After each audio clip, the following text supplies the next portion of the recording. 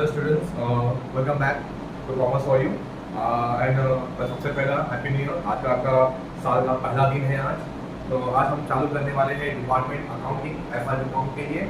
तो भी आइडल का एग्जाम बहुत करीब आने वाला है, ज़्यादा नहीं है, कुछ 18 या 16 दिन बाद बचा हुआ है आपकी गिनती के। तो वर्क हार्ड। तो आज मैंने आपके डिपार्टमेंट के लिए फास्ट ट्रैक कोर्स लेके आया हूँ। आइए डिपार्टमेंट अकाउंटिंग फटाफट हम कॉन्सेप्ट पे जाते हैं। रिटेल डिपार्टमेंट अकाउंटिंग में हमें क्या क्या सीखना है और किस तरह के डिपार्टमेंट अकाउंटिंग हम लोगों को एग्जाम में आने वाली है, और मिनिमम सम करके टाइम पीरियड के अंदर किस तरीके से हम मैक्सिमम डिपार्टमेंट को हम सम को सॉल्व कर सकते हैं और मैक्सिमम मार्क्स हम लोग ले सकते हैं। ओके, आगे देखते हैं। ऐसे डिपार्टमेंट अकाउंटिंग होता क्या है, आगे थोड़ा सा है। फाइनल अकाउंट आपने किया है तो इसमें कोई इशू नहीं होगा। आपको सिर्फ यहाँ पे कैलसी का प्रॉपर इस्तेमाल आना चाहिए और थोड़ी सी आपको 20 और 30% आपको यहाँ पे एक्स्ट्रा नॉलेज आपको यहाँ पे लगेगी। बाकी कोई दिक्कत नहीं है अगर आपको फाइनल अकाउंट 12 का अच्छे से अगर आता है तो। आइए देखिए यहाँ पे एनी कॉलम यहाँ पे दिया है ए पार्ट विद द स्पेशल और allotted functions type of activity, duty और कॉम्पिटेंसी। यानी कि डिपार्टमेंटल अकाउंटिंग होता है क्या, आगे थोड़ा समझते हैं। मान के चलते हैं ये आपके प्रीमाइसेस है। मैं यहाँ पे एक शॉर्ट सा मैं आपको एक्सप्लेन करता हूँ डायग्राम बना के। मान के चलते हैं ये आपकी प्रीमाइसेस है। अब प्रीमाइसेस के अंदर ये एक बड़ा आपकी फैक्ट्री है, इंडस्ट्री हम पकड़ लेंगे। अब इस फैक्ट्री के अंदर वेरियस डिपार्टमेंट है। मान के चलते हैं आपके यहाँ पे मैंने इस डिपार्टमेंट को 3 पार्ट में डिवाइड कर दिया। यहाँ पे बनती है मेरी ट्रक्स बनती है मेरी, यहाँ पे कार्स बनती है और यहाँ पे मेरी बनती है बाइक्स। अगर नॉर्मली अगर हम देखेंगे जो आपके रॉ मटेरियल्स होते हैं, आपके लेबर्स होते हैं, तो वो हमें बराबर पता है कि रॉ मटेरियल्स हो गया, लेबर्स हो गया, वो कहाँ कहाँ पे जा रहे हैं बराबर। यानी कि एक बात दिमाग में रख लीजिए, डिपार्टमेंट अकाउंट मतलब होता क्या है, यानी एक ही रूफ के अंदर एक ही जगह पे जब वेरियस सेगमेंट्स या वेरियस डिपार्टमेंट्स अगर यहाँ पे काम करें, अब उसको हमको यहाँ पे अब यहाँ पे अदर्स जो चीजें होती है, मतलब समझ लीजिए आपके यहाँ पे डायरेक्ट एक्सपेंस हमारे होंगे, just like stock, just like labor, okay। अब स्टॉक के अंदर परचेज सेल्स सब आ गया, ओके।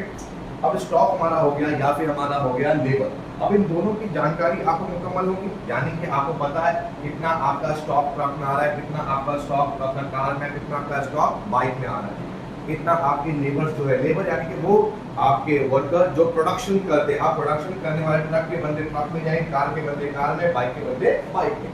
यानी कि इतना पार्ट आप सबको पता है कि आपके जो डायरेक्ट एक्सपेंस रहेंगे ये ऑलरेडी आइडेंटिफाई रहेंगे, यानी इसको आपको आइडेंटिफाई करने की जरूरत नहीं है। लेकिन कभी आपका ऐसा होता है कि आपके सम आगा indirect expenses, just like rent. हम रेंट की बात करते हैं, इलेक्ट्रिसिटी बिल की बात करते हैं, रेंट की बात करते हैं, बिल की बात करते हैं बराबर, इलेक्ट्रिक बिल की बात करते हैं। अब ये दोनों अलग अलग डिपार्टमेंट के हिसाब से नहीं आएगा, ये आएगा एक प्रीमाइसेस को लेके, एक जगह को लेके। अब यहाँ पे हमें क्या करना है, हमें इनकी ड्यूटी और कॉम्पिटेंसी के हिसाब से हमें इनको क्या करना है, आपको डिवीजन करना है। आपको क्या करना है, आपको यहाँ पे डिवीजन ऑफ इनडायरेक्ट एक्सपेंसेस दिमाग में रख लीजिए। हमें यहाँ पे क्या करना है, डिवीजन ऑफ इनडायरेक्ट एक्सपेंसेस। मैं शॉर्ट में जा रहा हूँ, लंबा नहीं कर रहा हूँ, ताकि आपका जो मेन मुद्दा है वो कवर आपका हो जाए। थ्योरी के में क्या क्या चीजें याद रखनी है, दिमाग रख लीजिए बस, ओके। तो यहाँ पे डिपार्टमेंट अकाउंटिंग होता क्या है, अगर कोई एक ही कंपनी फैक्ट्री के अंदर वेरियस डिपार्टमेंट है और हमको डिपार्टमेंटल प्रॉफिट, हर डिपार्टमेंट के अंदर कितना प्रॉफिट हो रहा है, कितना लॉस हो रहा है, डिपार्टमेंट के हिसाब से अगर हमें निकालना है तो हमें यहाँ पे क्या करना पड़ेगा, सारे डिपार्टमेंट के एक्सपेंसेस को, डायरेक्ट एक्सपेंस हो या इनडायरेक्ट एक्सपेंस हो, सारे एक्सपेंसेस को हमें क्या करना पड़ेगा, डिवाइड करना पड़ेगा, डिवीजन करना पड़ेगा बराबर। अब डिवीजन के हिसाब से अगर हम मान के चलते हैं, डायरेक्ट एक्सपेंस जो है ये हमें ऑलरेडी एलोकेट होता है, आइडेंटिफाई होता है, इसमें कोई दिक्कत हमारी होती नहीं है। लेकिन जब हम बात करते हैं इनडायरेक्ट एक्सपेंसेस की तो ये साथ में होता है, तो इसको हमको क्या करना है, डिवाइड करना है। कुछ बेसिस रहेंगे, कुछ अपना चीजें रहेंगी, वो हम आगे डिस्कस करेंगे कि क्या बेसिस के ऊपर हम इसको डिवाइड करेंगे। बस वही आपको सीखना है, कुछ भी यहाँ पे नया आपको सीखना नहीं है। आइए यहाँ पे क्या क्या चीज मैंने कुछ पॉइंट मैंने हाईलाइट किया और दिमाग में रख लीजिए।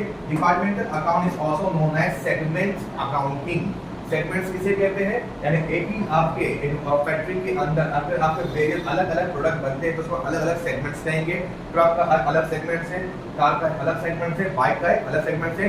फिलिंग इन द ब्लैंक्स में ये वर्ड यूज हो सकता है, याद रखें। Segment accounting, division of indirect expenses into the department, यानी कि आपके जो भी इनडायरेक्ट एक्सपेंसेस मोस्ट यहाँ पे डायरेक्ट एक्सपेंस ऑलरेडी डिस्ट्रीब्यूट होते हैं। डायरेक्ट एक्सपेंसेस का यहाँ पे हमारा दिक्कत ही नहीं है, ऑलरेडी आइडेंटिफाइड है।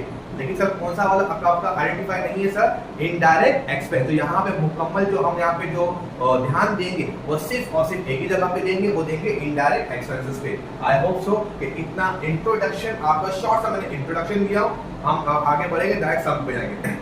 ओके, जाते आते एक और चीज, अब मान के चलो कि इनडायरेक्ट एक्सपेंसेस से, अब इनडायरेक्ट एक्सपेंसेस से मुझे रेंट बांटना है, बराबर। अब रेंट किससे बढ़ेगा सर, जाहिर सी बात है जो जितना फ्लो ऑक्यूपाई किया रहेगा उसके हिसाब से। तो हमारा जो आपका रेंट को बांटने का जो आपका रहेगा वो क्या रहेगा, आपका एरिया। है मेरी बात, यानी ऐसे आपके और भी चीजें रहेंगी। आपको फिर जब हम सम आपका चालू होगा तो स्टेप बाय स्टेप जैसा जैसा आपके एक्सपेंसेस आते जाएंगे, हर एक्सपेंसेस को इनकम को मैं आपको क्या करूंगा, आपको मैं एक्सप्लेन करके जाऊंगा कि कौन किससे बढ़ेगा। ओके, सम सॉल्व करने का तरीका, किस टाइप डिपार्टमेंट को सॉल्व किया जाता है।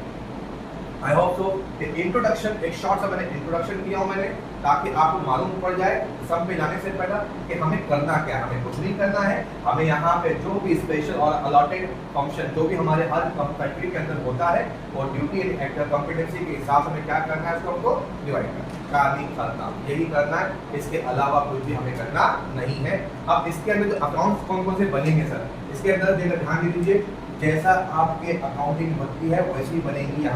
यहाँ पे सिर्फ हमारी जो अकाउंट बनेंगे, पहला बनेगा हमारा यहाँ पे department credit account, number 2 department profit and loss account, and number 3 is journal profit and loss account. Sir ये समझ गया, लेकिन सर ये नहीं समझा। और सर एग्जांपल के तौर पे मैंने एक लोन लिया, एग्जांपल मैंने यहाँ पे आपको दे देता हूं। मैंने एक लोन लिया, अब लोन का मैंने इंटरेस्ट भरा। अब ये इंटरेस्ट जो है कौन डिपार्टमेंट में, ये एलोकेट करना पॉसिबल नहीं है। मतलब some other expenses which cannot be divided according to the department, तो उसको हम कहाँ पे शो करेंगे सर, हम करेंगे journal profit and loss account के अंदर। एक बात दिमाग में रख लीजिए भाई, यही चीजों को याद रखनी है। जैसा सब हम करते जाएंगे इंशाल्लाह आपके सारे डाउट्स आपके क्लियर होते जाएंगे। जहाँ टाइम वेस्ट ना करते हुए डायरेक्टली हम सम पे जाएंगे। और मैं याद रखें, मैं बुक फॉलो कर रहा हूँ एनापुरे, मैं जो बुक फॉलो कर रहा हूँ मैं फॉलो कर रहा हूँ एनापुरे। आप कोई भी साल के 2015 के बाद से कोई भी बुक्स आप ले सकते हो। और जब मैं क्वेश्चन सॉल्व करूंगा, अभी यहाँ पे पॉसिबल नहीं है कि क्वेश्चन कहीं मैं लिखूं, क्योंकि मेरे को डिपार्टमेंट के लिए पूरा बोर्ड चाहिए। आप ये कर सकते हो, जो भी आपने क्वेश्चन पढ़ूंगा और क्वेश्चन को मैं डिस्प्ले आपको मैं कर दूंगा आपके स्क्रीन के ऊपर। हाँ, मैं क्वेश्चन पढ़ते जाऊंगा और आगे काम मैं करते जाऊंगा। ठीक है, डायरेक्ट सम कर लो आपने।